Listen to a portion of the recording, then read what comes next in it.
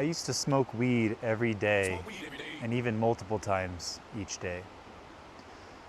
My brain was so fried that the only way I could really experience pleasure and excitement was to get high and play video games or watch anime or something like that. I didn't have the dopamine to put my effort into long-term projects or do uncomfortable things. I was a slave to my own comforts, and all I knew how to do was to seek immediate pleasure. I'm sharing this with you because I'm on the other side of that now.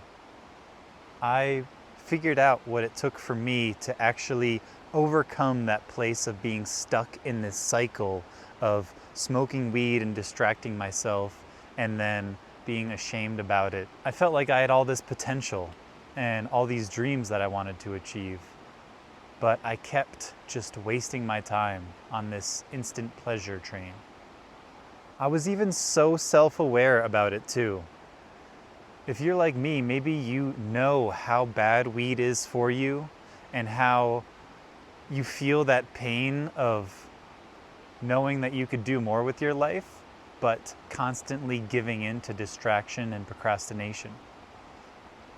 I would write in my journal over and over again about this is why weed is not serving me. This is why it is not resonant with who I am and who I'm becoming. This is why I want to stop. And I would go through cycles of stopping, and then I'd write in my journal, this is how amazing I feel. I'm energetic, I'm social, I'm lively. And I would feel all these positive things after being sober. Yet even after I had that clarity about myself, I would fall into the trap again, fall into the cycle again. And so maybe you're at that position that I was in, where for the 20th time, there I was in my journal, I'm quitting weed for good. I'm done with wasting my time on video games and anime and smoking weed or pornography or any of these things. And I would write that in my journal, and then I would be back to doing it again. So what I actually learned is I needed outside accountability. If I write it down in my journal and then I go against my word and I break my promises to myself, no one else knows what happened.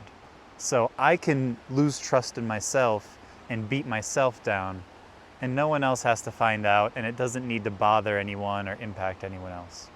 The key change that I had to lean into was to seek support from other men. The key thing was that I joined a group in my local area, and when I told them openly and honestly, I'm struggling with this, this, and this, smoking weed, watching pornography, playing video games, watching anime, wasting my life. And these are the things I want to be doing that I'm avoiding. When I shared that openly and I promised them this week, I'm going to do less of this and more of this, that outside accountability, those outside perspectives was the motivation and the fuel that I needed to actually make progress on that.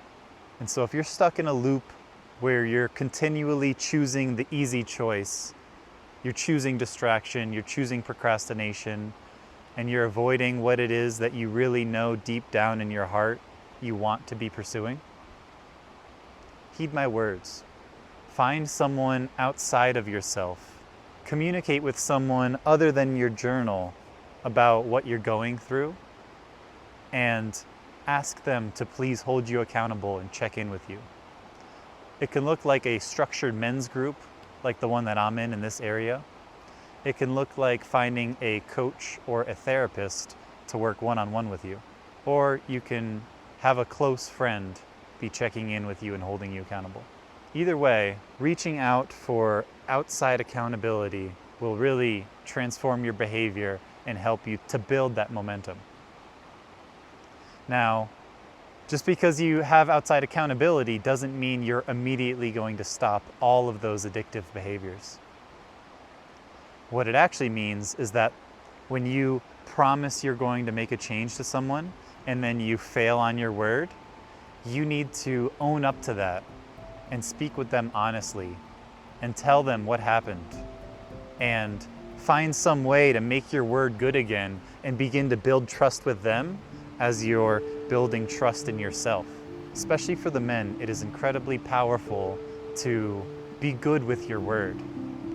That when you say you're going to do something, you mean it, and you're actually going to do it. Hope this is helpful.